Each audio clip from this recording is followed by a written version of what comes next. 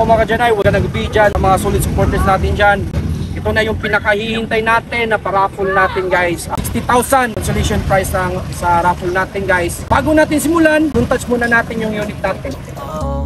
Hindi totoo, dapat mo na malaman na wala lang ang mga sinasabi ng makakatinlabi. At papapaero, pangalan ko sa kwento, nilang walang pruweba, puro lamang invento. O papapaero, papapaero, papapaero tao ako, di naman totoo. Yeah, hindi naman totoo, di naman. I-review natin yung unit at saka meron tayong pasabog sa unit kasi plano namin, isisali namin to sa car show sa B2B.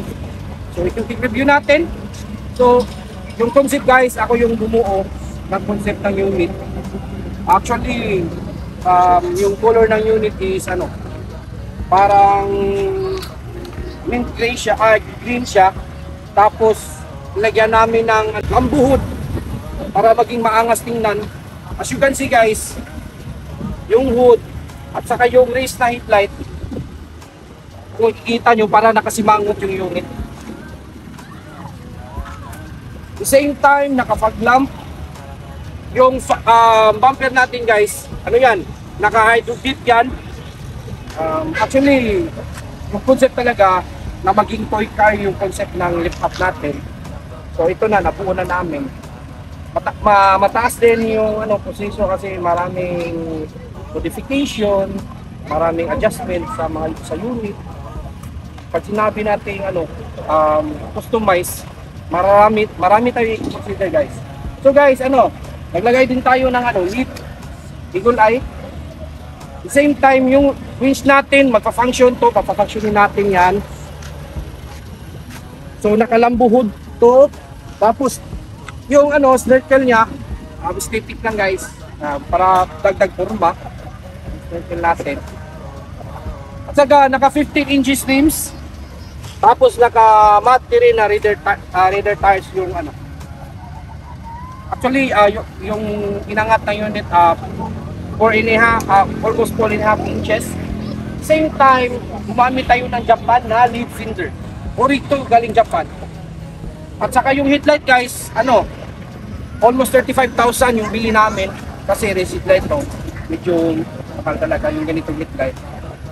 At the same time, yung concept ko sa unit, black, mint green, at saka yung ganito na color na design para maging minimalist lang yung unit. At saka maging maangas tingnan. At saka guys, ginawa namin to. So kami yung gumawa, same design ng chimney, but may adjustment kami sa design. To guys, bolted to.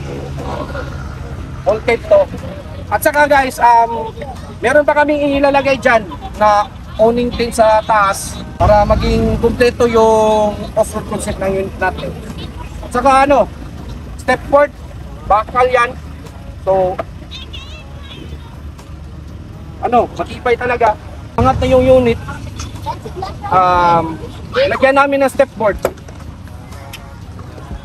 So guys, tested to. So di mahihirapan yung sasakay sa likod. Mayroong step board, automatic.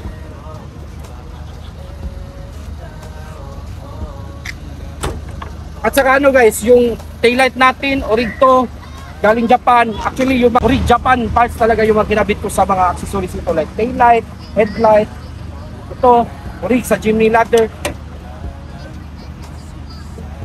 Tapos ito, meron siyang owning tin. Kung gusto mag-camping or gusto mag-relax, swak na yung owning tin na to. Sa gustong sumali, mag-PM na kayo sa page namin sa GNI Auto Works Cebu Raffle. So doon kayo mag-PM, 300 pesos per slot lang. So yung 300 pesos talaga, pag mananalo ka, hindi ka nang lugi. Yung concept ng unit natin guys, maangas na maangas. Nagbibigay din tayo ng cash sa mga sharers, na sa paraffle natin.